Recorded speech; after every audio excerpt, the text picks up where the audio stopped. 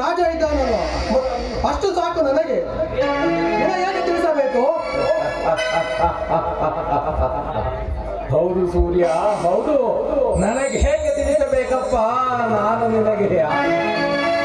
ನೀನು ಚಿಕ್ಕವನಿದ್ದಾಗ ನಿನ್ನ ಅಮ್ಮನನ್ನು ಕಳೆದುಕೊಂಡು ತಬ್ಬಲಿಯಾಗಿದ್ದಾಗ ನಿನ್ನನ್ನು ಎತ್ತಿ ಹಾಡಿಸಿ ಸಾಗಿ ಬೆಳೆಸಿದೆನಲ್ಲ.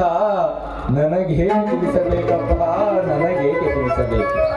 ನೀನು ಅಂಗಳದಲ್ಲಿ ಆಡಿ ಬಂದಾಗ ಅಂಗಾಲನ್ನು ತೊಳೆದು, ನೀನು ಹಠ ಮಾಡಿದಾಗ ಬೆನ್ನ ಮೇಲೆ ಕೂರಿಸಿಕೊಂಡು ಆನೆ ಬಂತೊಂದು ಆನೆ, ಆನೆ ಬಂತು ಒಂದು ಆನೆ ಎಂದು ಆಟವಾಡಿಸಿ ಬೆಳೆಸಿದ ನನಗೇಕೆ ತಿಳಿಸಬೇಕು? ನನಗೇಕೆ ತಿಳಿಸಬೇಕಪ್ಪ? ನನ್ನ ತಮ್ಮ ತಪ್ಪಲಿಯಲ್ಲ ಹೆಪ್ಪುಲಿ ಎಂದು ಹೆಮ್ಮೆಯಿಂದ ಸಾಕಿ ಬೆಳೆಸಿದ ನನಗೇಕೆ ತಿಳಿಸಬೇಕಪ್ಪ? ನನಗೇಕೆ ತಿಳಿಸಬೇಕು? ನನಗೂ ನಿನಗೂ ಎಲ್ಲಿಯ ಸಂಬಂಧ? ಏನು ಸಂಬಂಧವಿದೆ ಎಂದು ತಿಳಿಸುವೆ ಸೂರ್ಯ?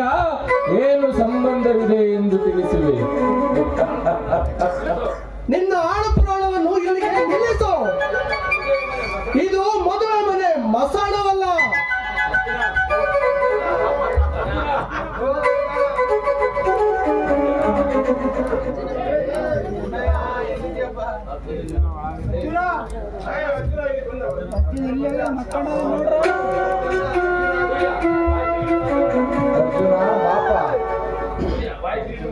ಸೂರ್ಯ, ಬಾಯಿ ಬಿಗಿಡಿದು ಮಾತನಾಡು ಮಗನೇ. ಒಳ ಹುಟ್ಟಿದೆ ಅಂತ ನೆನ್ನೆ ಬಂದ ಈ ಬಿಕಾರಿ ನಿನಗೆ ಹೆಚ್ಚಾದ ಎನ್ನಲೇ? ಹೌದು, ನನಗೆ ಅವನೇ ಹೆಚ್ಚು. ಅದನ್ನು ಕೇಳಲು ನೀನು ಯಾರು? ನಾನು ನನಗೆ ಸಂಬಂಧ ಇಲ್ಲದೇ ಇರಬಹುದು, ಆದರೆ ಜೊತೆ ಬೆಳೆದವರು. ಮೊದಲು ಇಂಥವರ ಕೆಲಸ ಮಾಡುವುದನ್ನು ಬಿಟ್ಟು ಒಳ್ಳೆ ಕೆಲಸವನ್ನು ಮಾಡುವುದಕ್ಕೆ ಕಲಿತುಕೊಳ್ಳು. ಈ ಮನೆ ಒಡೆಯೋದಕ್ಕಿಂತ ಮುಂಚೆ ಇಂಥವರ ಸವಾಸ ಮಾಡಬೇಡ. ಬಿಡದಿದ್ದರೆ ಏನು ಮಾಡುವೆ? ಅಣ್ಣನ ಅರಮನೆ ಗೌರವ ಕಾಪಾಡಲು ನಾನು ಇವನ ಕಾಲಿಂದ ಮಗನೇ. ನಿನಗೆ ತಾಕತ್ತಿದ್ದರೆ ಮುಟ್ಟಲೇ ನೋಡೋಣ. ಏನಲೇ ನನ್ನ ತಾಕತ್ತಿನ ಬಗ್ಗೆ ಮಾತಾಡಲೇ ಮಗನೇ? ಈ ಕಟಕರ ಮಾತಿಗೆ ಹುಚ್ಚನಾಗಿರೋ ನಿನಗೆ ನಾಲ್ಕು ಬರೆದರೆ ಬುದ್ಧಿ ಬರುತ್ತದೆ.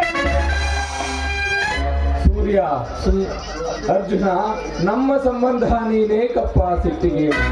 ಸಮಾಧಾನ ಮಾಡಿಕೋ ಅರ್ಜುನ, ಸಮಾಧಾನ ಮಾಡ. ಎಲ್ಲವೂ ನನ್ನ ಹಣೆ ಬರಹ.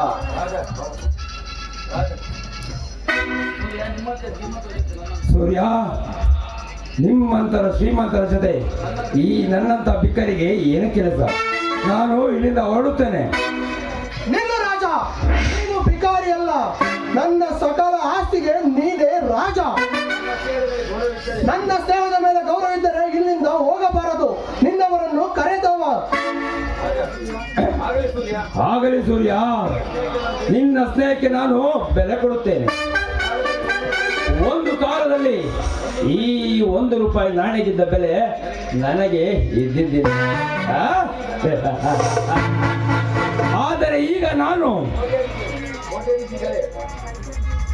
ಕೋಟ್ಯಾಧೀಶ್ವರನ ಗೆಳೆಯ. ಸೂರ್ಯ, ನಾನು ಹೋಗಿ ನಮ್ಮವರನ್ನು ಕರೆತರುತ್ತೇನೆ. ಬಾಯ್ ಸೂರ್ಯ.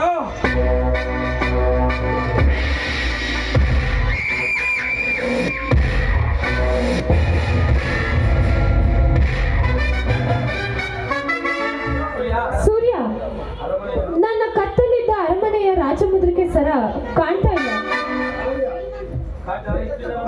ಕಾಂಚನ, ಇಷ್ಟು ಜನಗಳ ಮಧ್ಯೆ ಆ ಸರ ಹೇಗೆ ಕಳವಾಯಿತು?